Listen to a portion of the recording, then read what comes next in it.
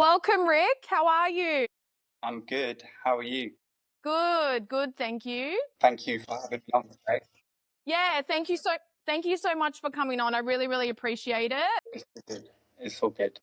It's all good, yes. So how's Bali life? It's good.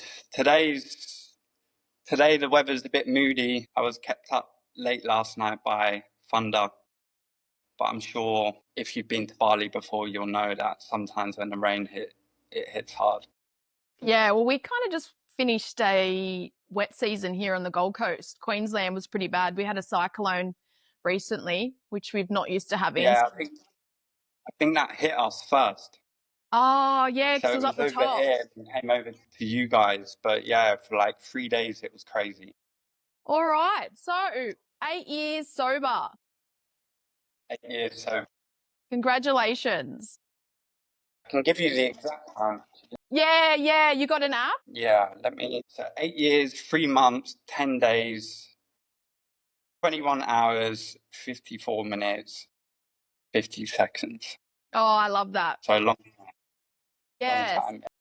a long time. So yesterday I hit 600 days. Congratulations. I know it feels like a lot, but not to compare. But then I see like 8 years and I'm like, it's so inspiring. And I think it's nice to see that and, to have someone that relates. And I think that's really important when you're going through this type of journey because it is a journey. It's forever. We have to work on this all the time. It's not just something that we can just think that's going to be over. It's a continuous thing. Do you agree? Yeah, 100%. And everyone has their own story. So the fact that I'm 8 years is different from a guy that's 1 week or a woman that's 2 years. So yeah, it's all the same. We're all in the same boat here to help one another.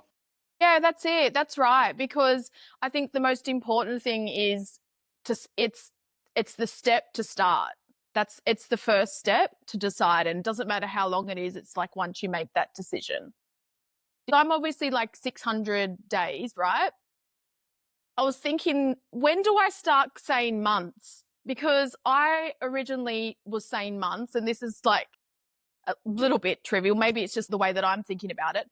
But I felt like for me, months, when I was saying months, I just felt like days helped me more at the start, seeing the days because it was higher, the number, the motivation. Is that just a me thing? No, I hear it. I was the same at the start. It was Yeah. 30 days, 3 days, 90 days. Then as the years went by, it became months, it became years. And now for me, it's years. Mm. It's a birthday.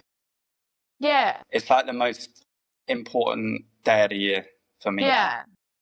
That's awesome. Way better than Christmas, way better than but it's funny because I always, around the week leading up to it, I always feel different. Not necessarily always good. I go quite reflective week leading up to it, and it's good to do that, but it's hard sometimes. That's actually really interesting because I felt like that on Monday and I didn't think about that. I just thought, oh, I had a big week last week, but on Monday I just couldn't shake it. I woke up, I just felt like really flat. And even when I got up in the morning, I tried to do my morning routine, which usually like changes my mood, but it didn't. So that's actually interesting. So maybe it was more like knowing it was coming and.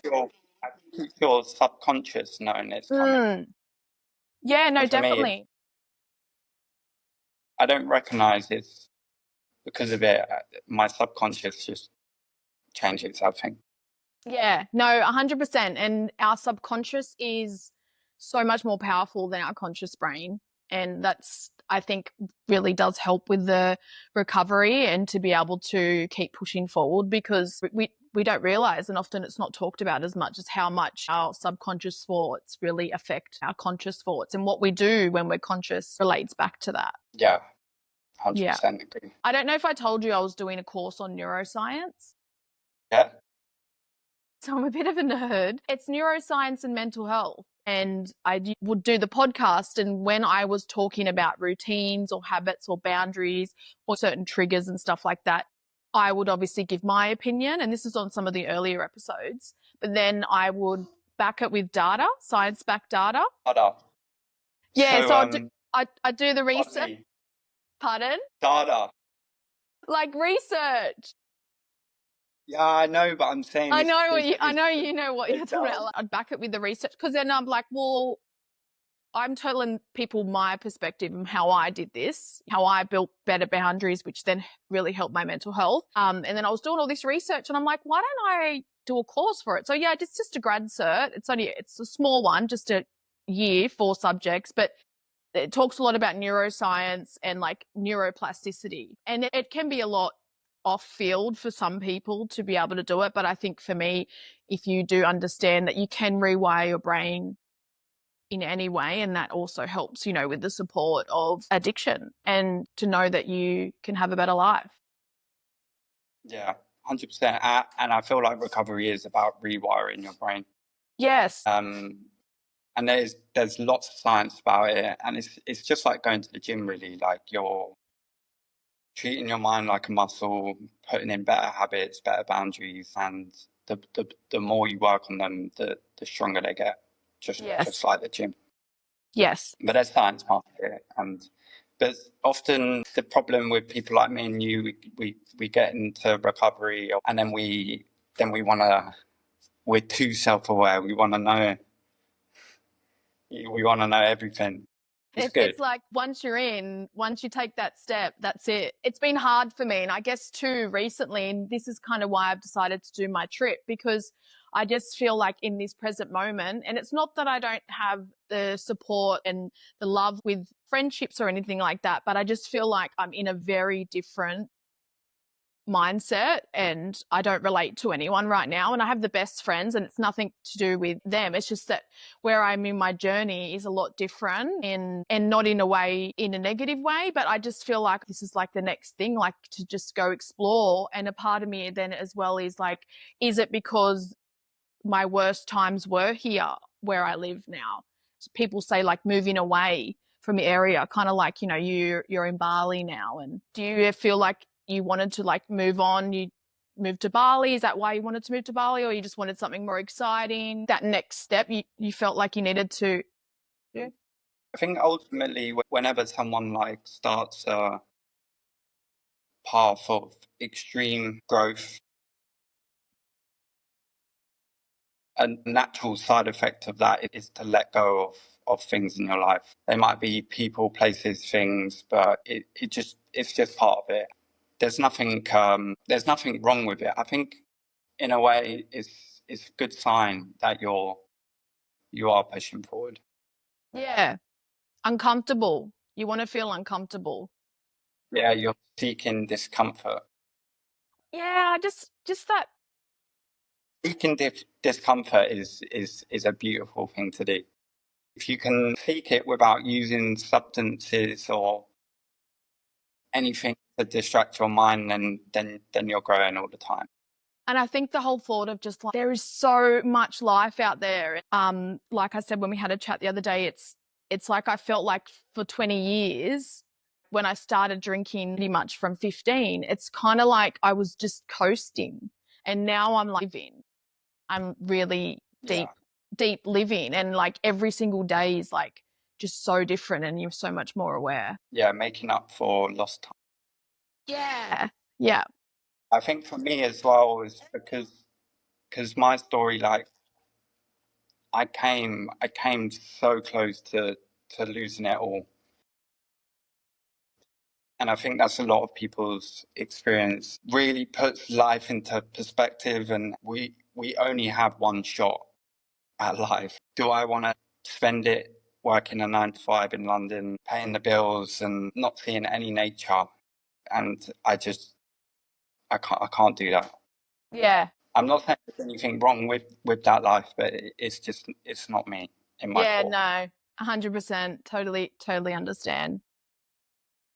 I need to get out there, make memories, and experience life Yeah. as much as I can. One of my big goals, future goals when I'm married and kids, is to live in Italy for 6 months of the year in my villa in Tuscany. Because I'm Tuscany, half nice, Italian. Yeah, I'm trying to get my Italian passport now and then just nice. travel. Have you got a villa? Have you got a villa there now, No, Or is Not that the yet. goal? I look all the time. I'm following all these pages on Facebook. Yeah, no, not there yet, but yeah, one day. It's 5, good to 10 have year goals. plan. All right. Well, why don't we start off with the beginning for you? So go back as far as you want to go back, and the floor is yours. Okay, so I guess my story with addiction started from day one, really. It's some of my first memories. People might hear me say that and be like, was he drinking and using at like 3 years old? But it wasn't that. It was the feelings of discontentment, not feeling part of this world, struggling to integrate with other humans, and like I want to say as well is like, in case people are watching this and have similar stories, like my upbringing was perfect. Like I couldn't ask for any more love of my parents, my sister. I was given what most kids around the world would dream of. I was taken on holidays. We traveled the world, everything. Had a nice house, went to school, but I just still always had these feelings inside of me. Yeah, I mean, school were good years for me. I enjoyed school. I was like a semi-popular kid, I'd say. I was in like a band, uh, but still, like I almost like learned to put this like mask on in social situations.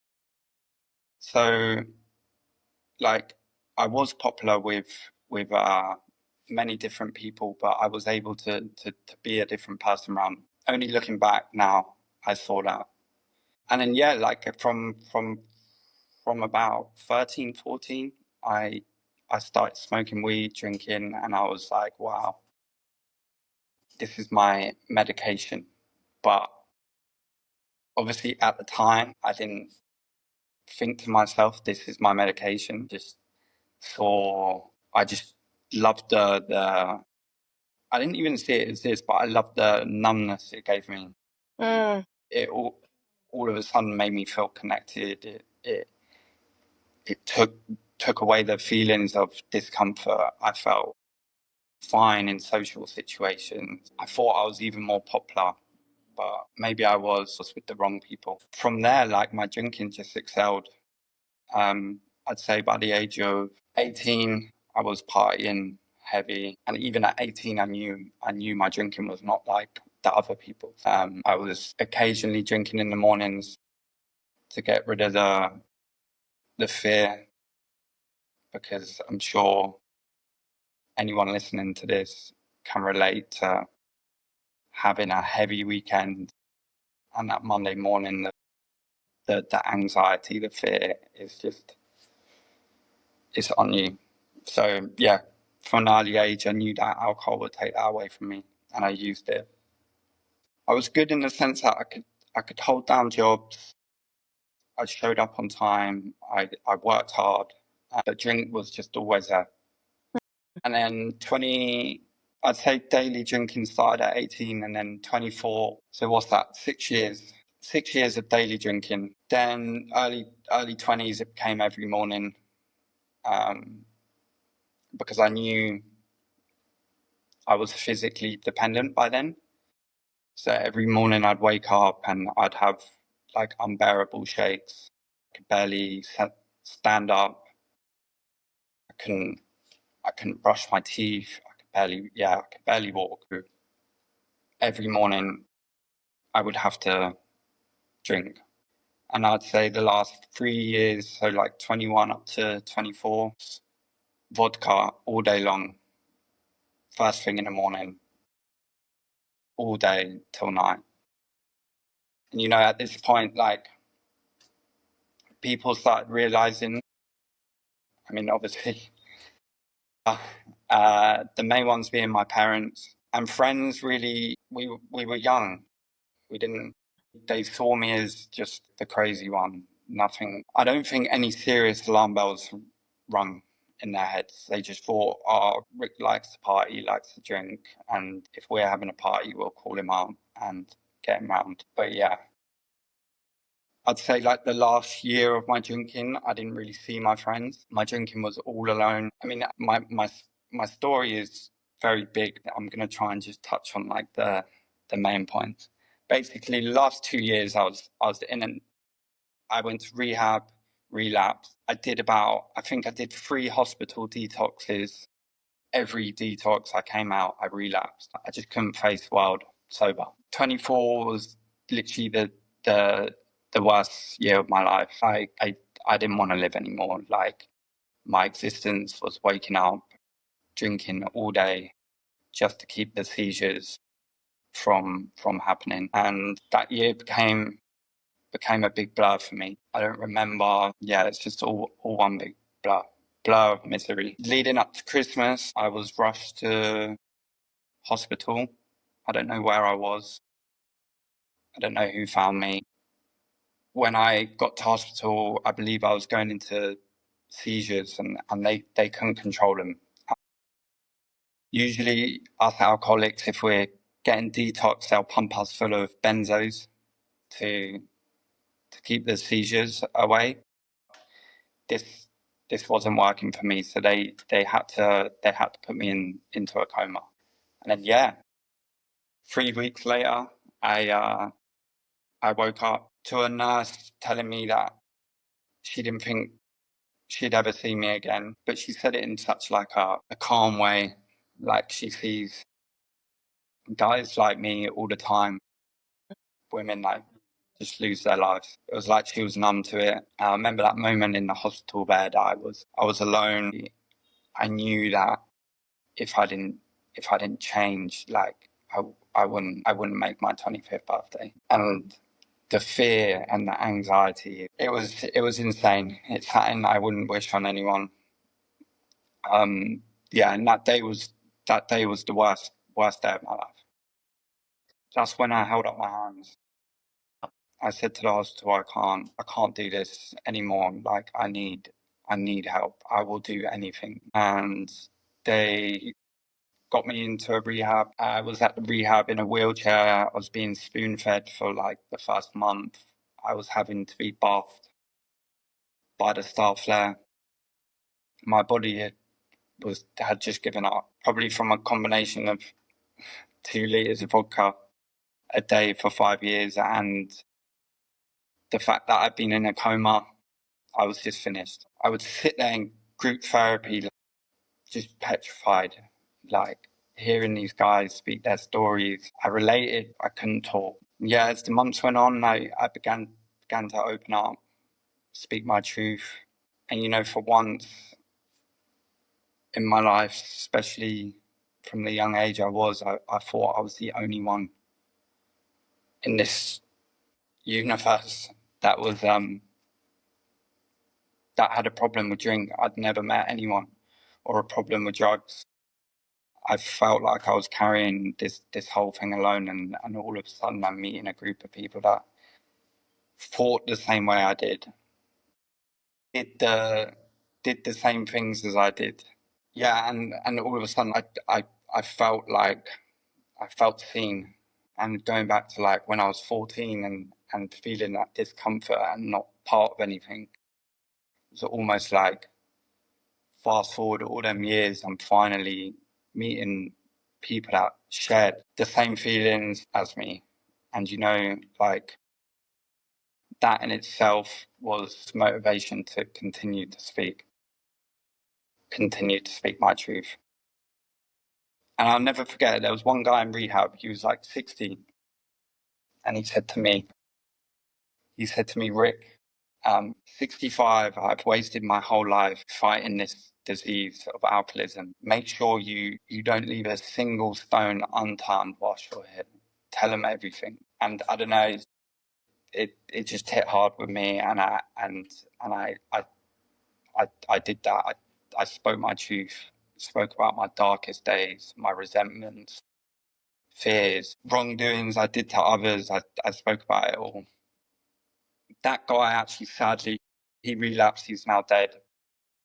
I mean, what he said to me might have saved my life. So yeah, and now 8 years later, here living the life of my dreams in Bali, all thanks to just speaking my truth, really. But I want people to know as well, like I'm an addict, I'm an alcoholic, I will always be an alcoholic. This is not something I take lightly. I can be back in that hospital bed in 2 weeks if I want. So I need to be mindful at all times. And I think over the years, I've built an amazing self-awareness. I can see when behaviors are arising and when behaviors are looking a bit worrying. But I catch them early, I speak about them. And these behaviors can even be like excessive gym use.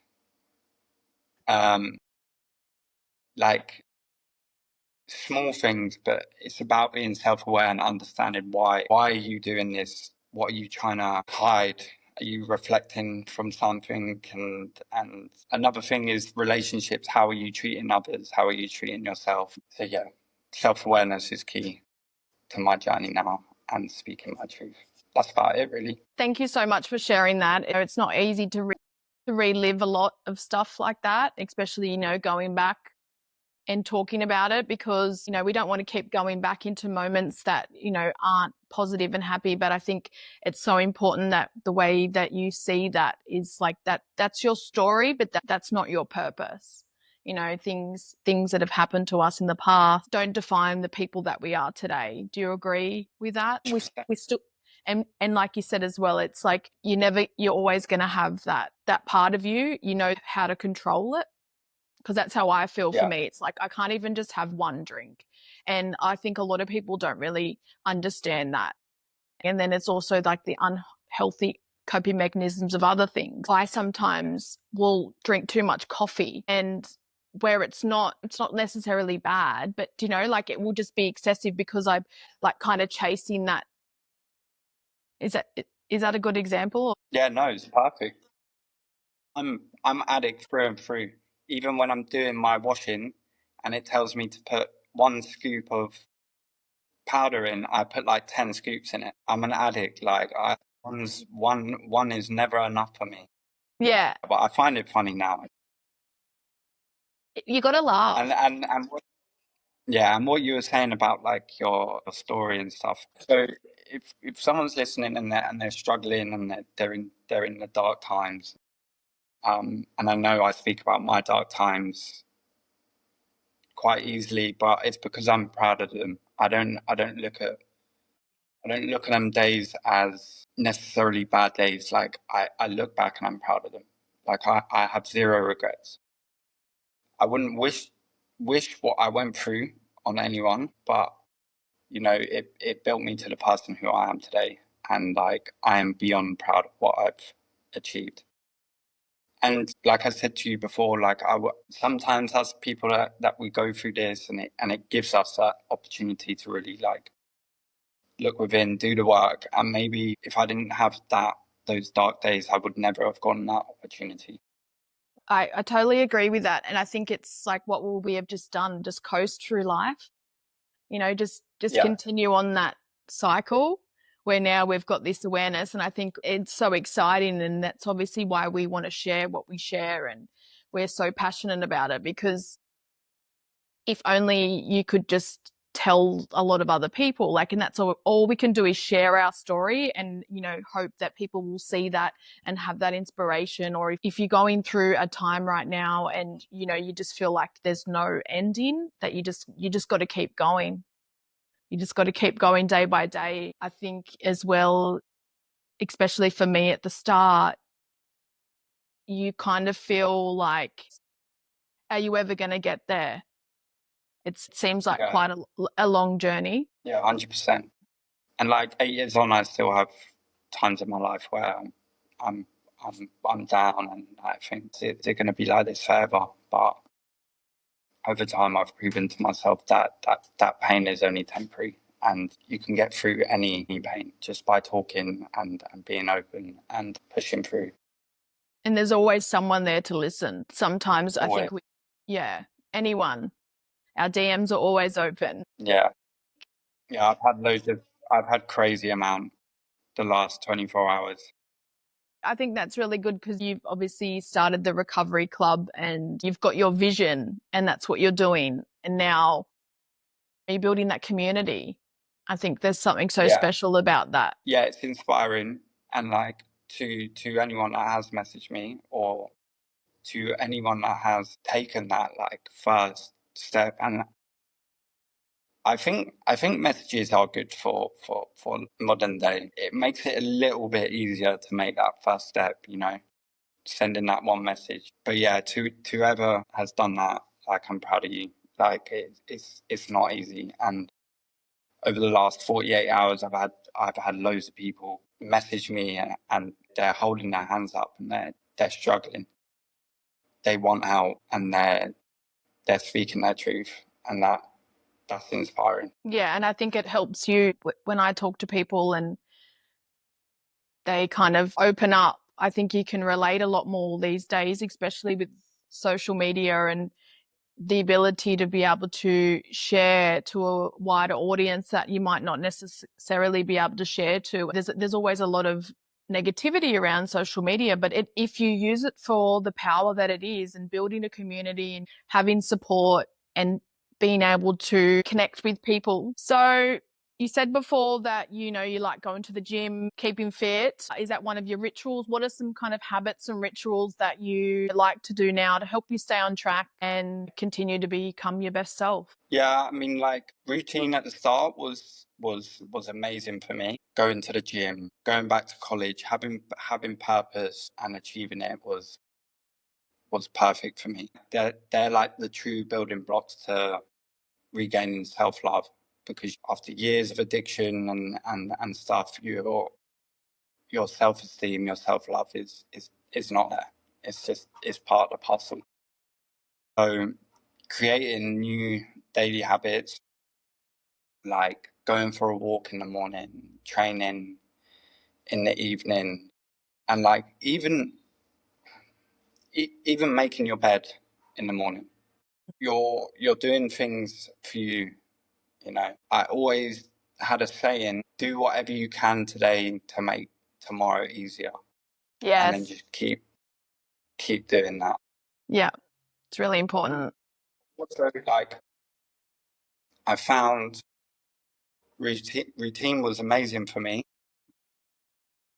but I almost got stuck in it robotically, and I noticed weeks go by, months go by, days go by, and wondering like, what have I done? And I've been stuck in this same routine. So as I got stronger, that's when the seeking discomfort started to come in, and I wanted to jump outside of my routine. I wanted to do things that scared me, and yeah, ultimately that just built up my self-confidence, self-love. Like find tigers. Find tigers, run around the world chasing tigers. Tell us that story because that's a good story. That's a really fun story. It's very very different and it's inspiring because I think we need to do that. Like, man, this weekend I'm going to find a tiger. Like, how cool does that sound? It's one of the first things I ask people when they message me, like, Yes. do you have dreams? Because we all have dreams, and like Yes. it actually makes me sad to think about how many dreams on this planet don't get achieved because the person is held down by bad habits, addictions, or anything, financial problems. It makes so yeah. From an early age, I've always wanted to see a tiger in real life, and not just like go to the zoo, but like find a tiger. And obviously, when I was drinking, taking drugs, that was just not on the cards. Now in sobriety, I've gone to two places to try and find tigers. First one was Sumatra in Indonesia. Spent 2 weeks in the jungle, sleeping on the floor, no phone signal, drinking out of a stream. But the universe didn't gift me with tigers that trip. About 2 months ago, me and my friend, we went to India to try and find a tiger again, and we spent a week in one of their national parks. And we went in every morning, every afternoon. And we got to the last day, no tigers. The sun was setting. I was looking at the time and I was thinking, this is just a sign I need to book another trip to find tigers, but it will happen one day. And then just as I thought that, the mum just walked round the corner.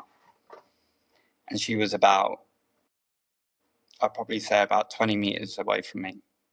And then Wow.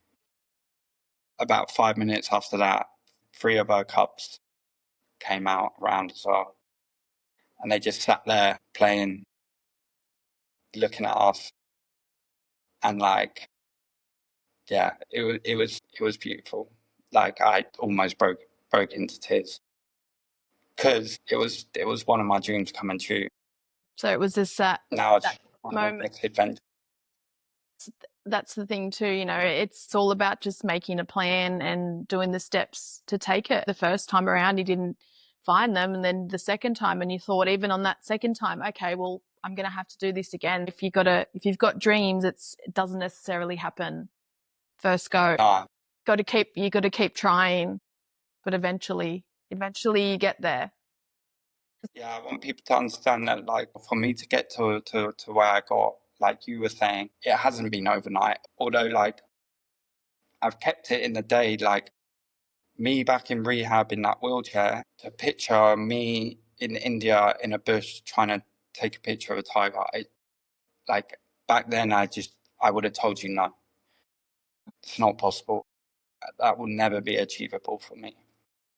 But one day at a time, keep showing up for myself, doing the right things. I've managed to get to that point. And I think that's what's so powerful in sharing your story as well. Seeing like where you are now, 8 years, and I'm already 600 days in, but it's just so inspiring if you're out there and you're thinking, okay, I can do this, but then, you know, I'm only at day 1 or day 5. Surround yourself with people and not necessarily in person. I think there's more, there's so much support online, especially like what you're doing now with the Recovery Club and the podcast, what everyone is sharing, that there's people out there that you can find for your motivation and your support and to help you through it. Like there's so much options. You've also got your family, I think, to talk to them. And then it's more just one step at a time. Yeah. And like I understand the people who can't see it. I've been there. I know how they're feeling. Yes. And it's sometimes hard to convey to them that this is achievable, but you just need to just keep it as one day at a time. I think as well as like what we were saying before, it's like it's doesn't matter where someone is, no numbers. Numbers don't really mean anything. It's all we're all in this together. It doesn't matter what part of the journey we're on. It's still the same journey. And everyone's just gonna look different. And I think if you know you don't want to hold on to a number, or it's like setting your own goals as well, like being like, you know, celebrating. I just did a week alcohol free, celebrate that. Then 2 weeks, like every day, taking it day by day. It's always going to grow. And it's the little moments. And then you get to the bigger moments eventually. But I think for me, the first few months, and I know your journey was obviously a lot different. For me, like the first 6 months was probably the hardest. I just felt like I withdrew. I just cried all the time. And I compared a lot of things to a lot of the pain that I was burying from growing up, and, you know, different experience to you, as you were saying before. But it was not only giving up alcohol, but it was then, you know, dealing with a lot of different emotions that I would have never dealt with, and I would have just kept buried inside me. And, you know, building, you know, that pressure of my nervous system, which stopped me from being the best person that I wanted to be and stopped me from really accepting who I was as a person. So it's always, every journey is going to look different. Yeah. And that's it. Like you said, like putting drinking drugs down is not, it's not easy. Like you feel everything. Yeah. Years of hiding. And I truly believe that alcohol and drugs is just a symptom. I don't want to call it a disease too much. I believe the reason to why we use drink and drugs is instilled before the drinking drugs. Drinking drugs is just our medication to the conflict we're having in our mind. Yeah. Yes, definitely. And it's self-medicating, but it's a vicious cycle, because once you're in it, it's hard to get out. And we become The only dependent on it. Yeah, It's the dependent. dependency, and it's that escape. You get addicted to the escape it gives you. And when it's not healthy, blackout, and it's just consistent. And then that's the only way that you can feel anything in general, but you're still like you're blocking that feeling. It's just helping you feel that, like, that bit of joy, but then it's only short-lived to help that with that sadness, but then it makes you more sad, because I was the most depressed when I drank. Now you can't get rid of everything, but it makes things easier. Let's have a chat about the Recovery Club. So tell us why you've created it, and your vision for it, and what your plans are. Right. So, I mean, for years now, I've been helping people, family, friends of friends. People have seen my journey, and they if someone's struggling, I think they come to me and ask for help. Yeah, I wanted to take it to just a bigger level, really, because I know Australia is similar, but England is a massive issue. I know so many people that struggle with alcohol and drug problems. Yeah, it might not be to the extent of mine, but it's holding them back in life. And like, I just wanted to share my experience, and I wrote a book. It's my experience, but it's also an action book. Like, so in rehab, I went through the 12 steps, which I'm sure many people have heard about. And yeah, I think they're fundamentally a part of my story, and a big part of why I'm still alive today. Are they everyone's route to sobriety? No. I think there's other ways to get there. When I broke down the 12 steps and rewrote them in a way that I thought was more relatable to everyday people, they're just principles that every good human should be living by. And that really is what recovery is about. It's about being the best person for you, a person that does things. And like, in 12 steps, we need to unveil all our madness, all our wrongdoings, all our resentments. And that in itself is a very self-loving thing to do, because I personally don't think anyone should be carrying that pain alone, regardless of the dark things you've done. I would say 90% of us are good people. Even more than that, I'd say 99% of us are good people. We've just had experiences, and we've had things that have sent us down this path, and maybe we have done actions that have hurt others, but I really don't think for many it comes from a bad place. It's more the fact that they're trapped and stuck within themselves. So yeah, my book is just an action book, taking people through the 12 steps. So it's a lot of writing, which I think people should do. I should even do more of it today. So a lot of writing, and alongside my book, I've built the Telegram community, and we're small at the moment. Yesterday I went on there, and there was like the first engagement. Oh, that's A awesome. guy from America welcomed himself, told the group his problems, and then a guy from England was then being supportive and helping him. And they were having without me having to do anything. And this is why I built it. The long goal is for a platform that people can almost do the 12 steps, do the exercises that I write in my book, and share them with others. Because I truly think if you're an alcoholic as severe as me, you can't move forward until you've shared your truth. I'm talking about everything. I'm talking about that teacher that shamed you in front of the whole class when you was 6 years old, and you've always looked back at him and thought, why did he do that to me? I want people to share everything. Like I said earlier on, like the guy said to me, don't leave any stone unturned. And then as you go through the 12 steps, the end of it is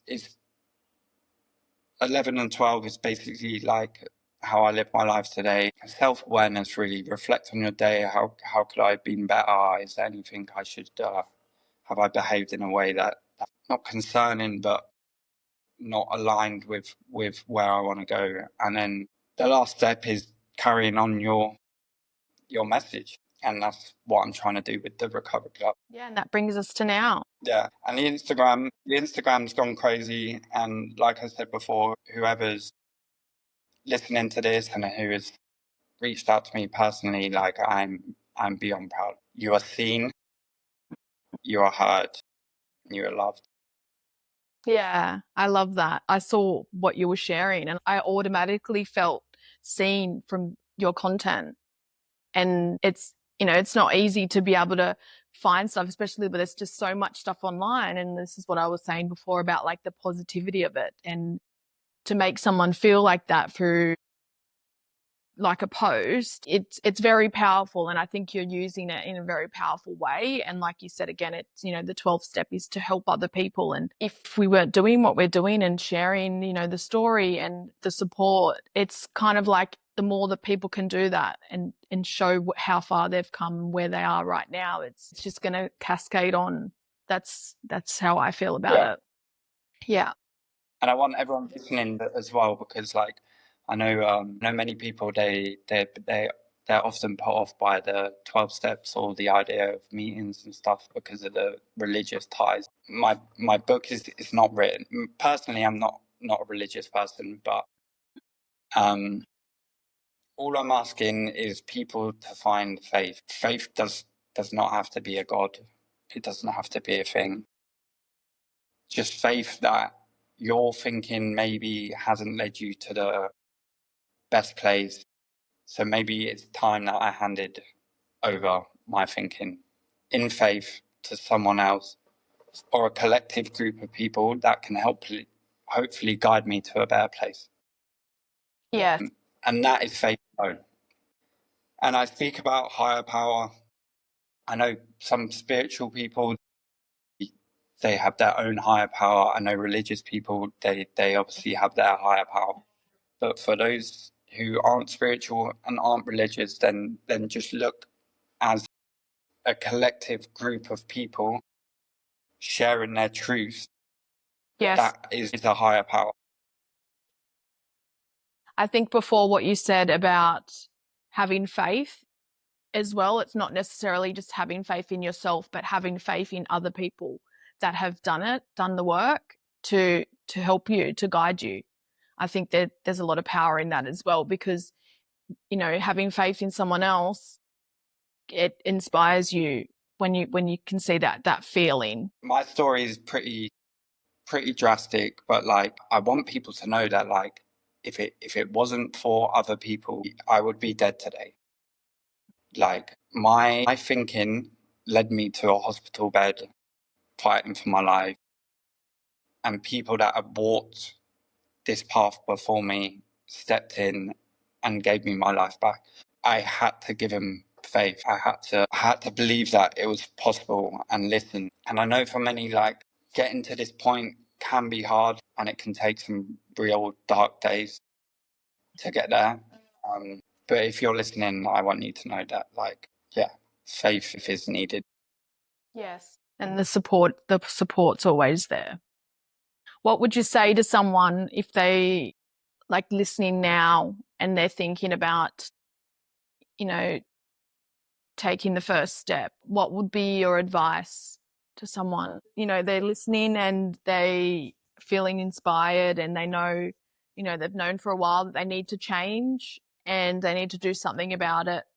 And, they're wanting to, start there. journey of sobriety? I think if anyone's listening and they are struggling, I think one of the main first steps is to reach out to someone. I think we all know the good people in our lives. Yes.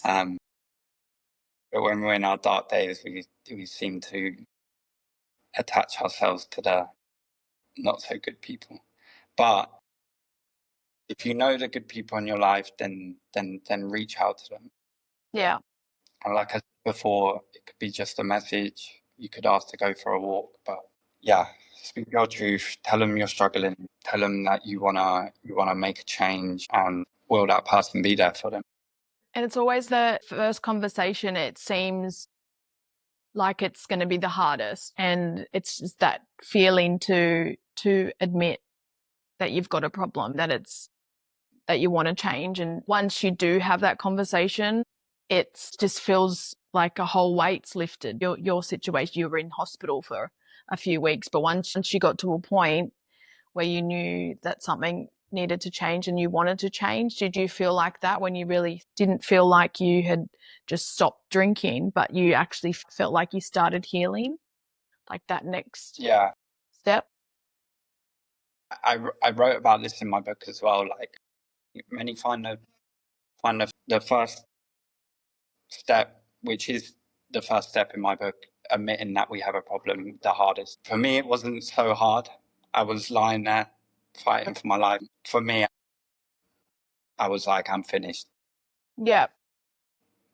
If anyone's listening to this and they're on the fence about whether it's a problem or not, I think if drinking drugs is affecting relationships, not just with others but with yourself, if it's having a detrimental effect on how you feel about yourself, if it's negatively affecting work, then you've got a problem. Yeah.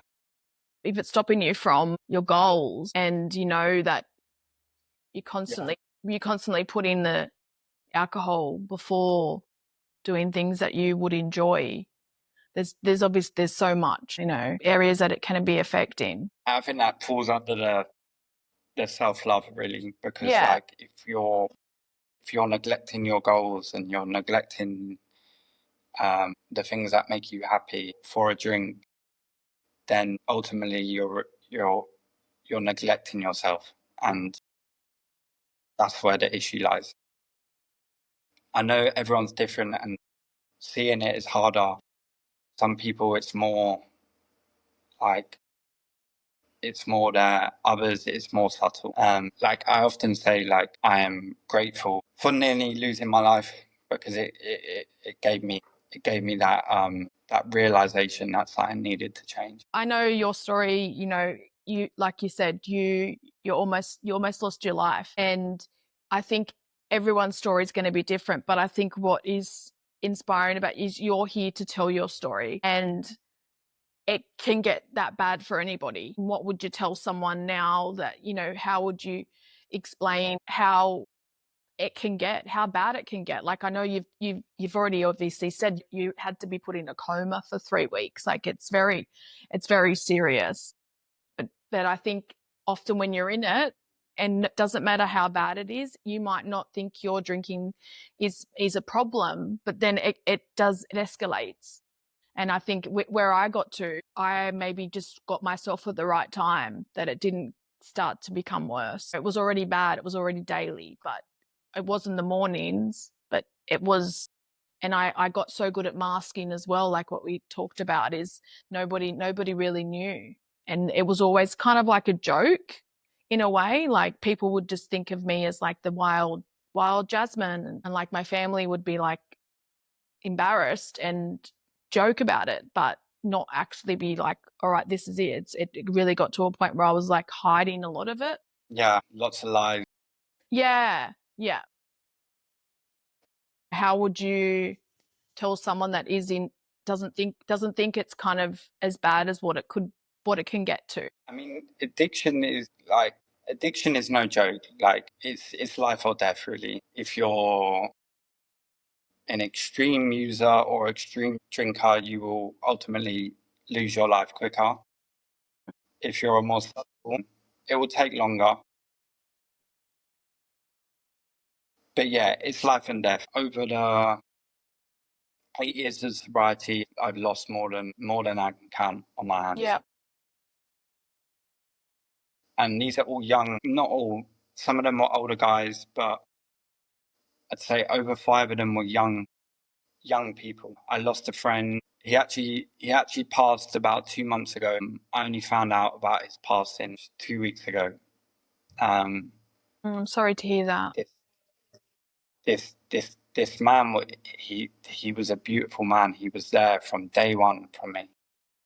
We stayed up every night talking about our struggles at rehab. Without the drinking drugs in his life, he was the most amazing person. And as I said to you before, I see this often. People, addicts usually without substances, are very compassionate, beautiful, loving people. And then he lost his battle about 2 months ago to addiction. They found him in his flat alone, overdosed. And it's mad because like this guy was the reason I'm here today, and I am so grateful. I love him. It saddens me that I can talk about it casually, but the reality is I'm just so used to people losing their life to addiction.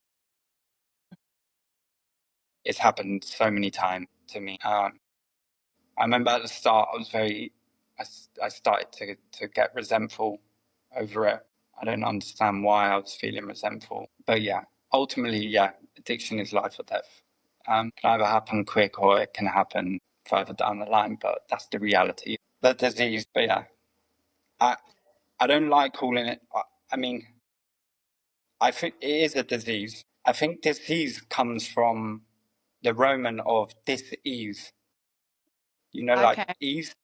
Yeah. And this is why I said at the start of the video I was an addict from day one, because from a little kid I suffered with dis ease. I had a dis-ease me. I didn't feel, and the alcohol and the drugs is just a medication we use to fill up that dis-ease that we live with.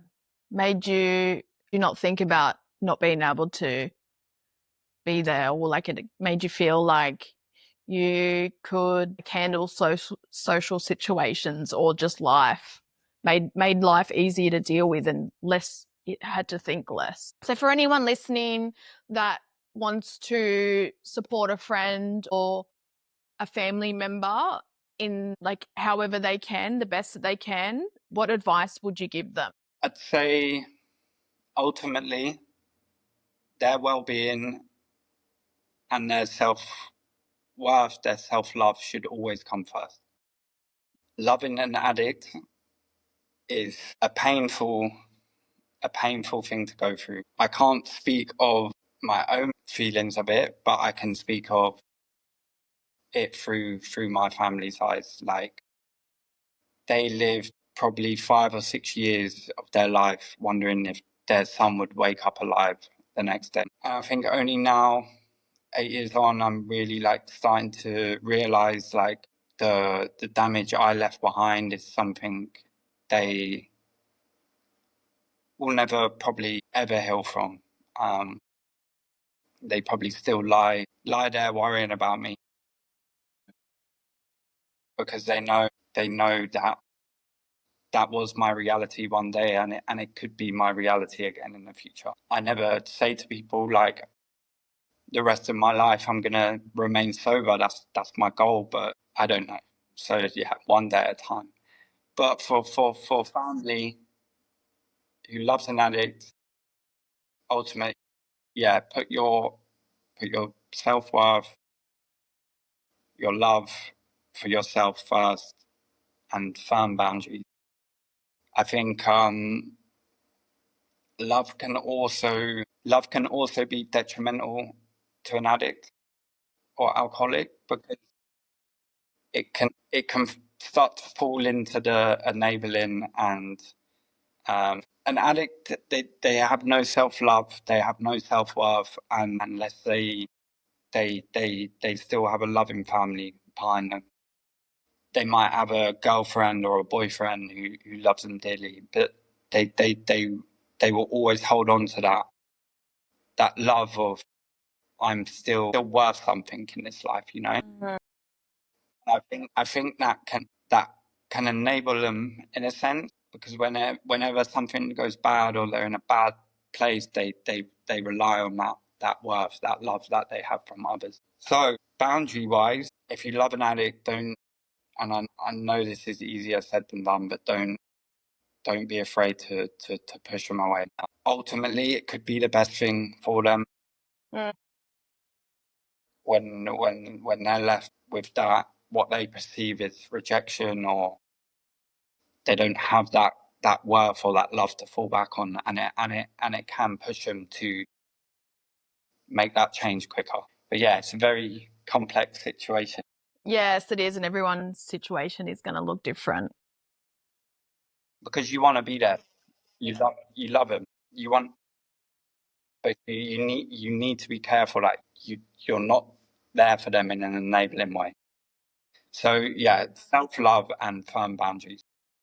And you need to show them that you have self-love as well. And if your boundaries are crossed, then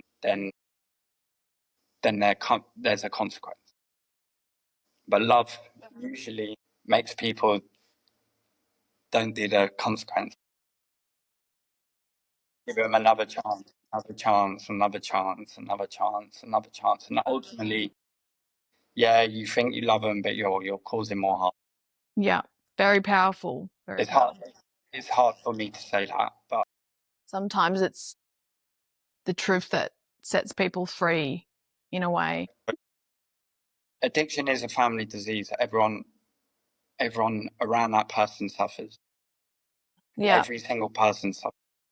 Not only is the addict in denial, the loved ones are in denial as well. They'll hold on to a fake reality of what is happening because the pain for them is too much. But they're not addicts. They don't use alcohol or drugs to escape from the reality of that pain. So they escape the pain by living in denial, and they turn blind eyes to things. And it's sad. What's next for you and your journey? I never know. That's okay. That's a good answer. I feel very similar. No, Yeah, it's the unknown. Well, for me, it's sell all my stuff and then that's next step, buy a van. I don't know where I'm going to live in 12 months. Could be in WA. Could be in Darwin. It's kind of like I heard this. I heard fun. this quote years ago, and it said, "It feels good to be lost in the right direction." Yes. Yeah. And also, I think as well is if it's scary is obviously growth. Discomfort is growth. Yeah, And lost is great. yes, not knowing and not needing to know and removing that control, because having too much control over things, it's too structured. What you said before about the routine, just doing the day thing, it's like Groundhog Day over and over again. And yeah, the unknown. And ultimately, I think if you are in an unknown, lost stage of your life, 9 times out of 10, it means something good is around the corner. Yes. Yeah. You always feel that discomfort before that next stage of growth, or that new beginning, Yeah, that next step. And it's, if you've never experienced that before, it can be quite scary. So that's why obviously, sharing our perspective, it's just trying to share our story, and it's been great. It's been a great conversation. yeah, likewise. Yeah, before we wrap things up, what's one word that will describe your life and journey before sobriety? Before sobriety, just fear. Fear. Mine was underachieving. So very different, obviously. But again, that's why everyone's journey is going to look different. And no matter what, it's I think they're quite similar. just in a different way. Underachieving, fear. What about now? What's one word for now? I want to say peace, but my life ain't peaceful all the time. I don't want to paint this image that my mate is so calm. I live a life of bliss and happiness every day because I'm still a human. But majority, I would say peace. Yeah, it's your peace. Peace can look Yeah, different for everybody. Calm. yeah, Calm's good. oh, Mine's consistent. nice. Yeah. It's a good trait. Because even though like I like the not knowing, but I feel like I'm at a level, and for me it's probably more my mental health is consistent, which then that flows everywhere. That flows around to all of my life. That was always the hardest thing before was struggling with that, but then, not knowing what to do. Do you have a quote for someone that might need some motivation? Quote that you live by? Let me check. I've Yeah. been writing loads recently. Yeah, cool. I'll give you an original. Love this. Your future is too bright to be dimmed by old habits. Love that. Love that. Mine's progress, not perfection. That's something that I kind of, helps me get through. I've got to, I'm a perfectionist. Like, yeah, it's a downfall of mine as well. yeah, that's what similar to me, but that's why I have to say it. I've got a sticker down on my mirror downstairs and a sticker on my mirror in my room. And for me, it was always trying to be perfect. And I've always been like that. But then now it's kind of like removing that and accepting that progress is still okay. Everything doesn't need to be perfect straight away. Like you can get to that, but it's more just the slow steps to get to perfection. Do you have any songs? Do you have any songs that helped you? Or like motivational songs? Because I've got one that I love. I had one song in rehab. Yeah. What we'll do is let me know, and then we'll put it in the show notes when you find it. That's okay, because it's that was I remember. No, that was 8 years ago, so a long time ago. That's okay. For me, it's less. I've got one that I really loved. My best friend Amy shared it with me, and it's called Flowers by Samantha Ebert. And that was really good when I was going through it all, because it's about like flowers are planted at the bottom of the valley, but then like you're in the trenches, and then the flowers grow, and then like you look down at the valley and it's full of flowers and you're at the top of the mountain. So that was one, and nice. I was right in there. Yeah, it was real. I had it on repeat. I'd just cry. Like whenever I'd hear it, I just let it all out. And at the time, I just thought, it was, what was this? Like, what am I going through? And I'd put it back on again because I'd cry and I just feel everything come out, and it was good. But now my favorite song is I Made It by Tones and I. And Nice. I'll have do you to know listen Tones to and I? them. Yeah. Oh, Yeah, Aussie girl. Yeah, you'd know it. I think you'd know some of her songs. yeah. Yeah, all of it. I'm like, she's just like me. All her songs, I relate to all her songs, but that one's really good. Like, I made it. I made it through. Nice. I'll listen to both of them. Yeah. I think it's good to listen to I listen to sad music now, and I think if some people heard my playlist sometimes they'd be like, "Bro, is this guy okay?" But I see it as a blessing to feel nowadays. Yeah. Like Because if I you can have listen to to. a song and feel emotional about it, I can feel. Because when you've gone so long without feeling, you really appreciate it. That's one of the hardest things, is not wanting to feel. But when you feel, you realize like how beautiful life is. Yeah. So if you catch me driving around Bali on my scooter, smiling like a madman, I'm listening to my crying playlist in the background. Just having thoughts about all the people Yeah, it's crazy. driving through Bali. I love it. Well, thank you again for your time today. What I'm going to do for everyone is I'm going to link Rick's Instagram and your book, 12 Steps to Freedom, in the show notes, or if you can go check him out on his Instagram. And yeah, anything else you want to feel free to drop me a message. I get back to every single person that sends me a message. So yeah, And like last thing I would say is just start trying to love yourself. Do the little thing, even if you're bad right now. Just start practicing little things of self-love, because ultimately self-love is the key to all of this. Yeah, that's And like, amazing. not in an arrogant way. I hope people don't see me as arrogant, but I have a lot of self-love today. Yeah. And you can have self-love and not be arrogant. Yes. And I think once you understand that, when you see people share it that way, you look at it so differently, because I felt similar. I felt like, how can I like express the way that I feel without coming across as, but you just got to do it. Like you said, it's just once you find that in yourself, and like it's having that and understanding how important you are. Yeah, it is truly what I feel like is the key to everything in life. Yeah. Yourself comes first, always. Yeah. And the respect, having that And like, respect for yourself. it will spill out onto everything in your life. You'll be able to have better friendship, better relationships with your family, better romantic relationships, all by working on yourself and your self-love. Yeah. It Without that, flows. it's near impossible to form good relationship with others. When you have that self-love, you'll radiate it, and people will be attracted to you. They'll want to be around you, and Yeah. the right people. The right people.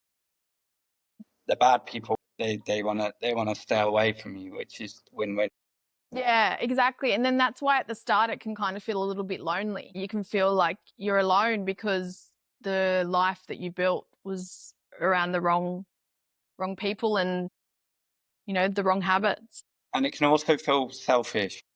Yeah, And I like you're want letting people people to know down. that if it is perceived selfish, then that's not your problem, it's the other's problem. But it is way more selfless to work on yourself and then be able to show up for others, than selfish. Selfish is just a thought your mind might be trying to use to distract you from looking with it. Yeah. And I think with our brains as well, is like we're born to default. Our brains are made to default to the negative, always. Like we come from hunters and gatherers, and our purpose back then was to like hunt, or to look up, it was that fight or flight kind of mechanism, and our brain doesn't change. We still always default to the negative, but it's fighting that thought and bringing it back, and knowing that our brain wants to keep us safe in a way. All right, well, thanks again for your time today. Really appreciate it. You've got a very inspiring story. I can already see to the future how many people that you're going to continue to help, and sharing your story. You don't realize how powerful it is. If anyone out there's listening, you can reach out to either of us at any time. Always open, and it's always just taking that first step. I think that's the most important one, and that's going to be the hardest, but it's once you do it, you'll look back one day and just see how far you've come. One conversation can change our whole life. Yes. All right. Well, thank you.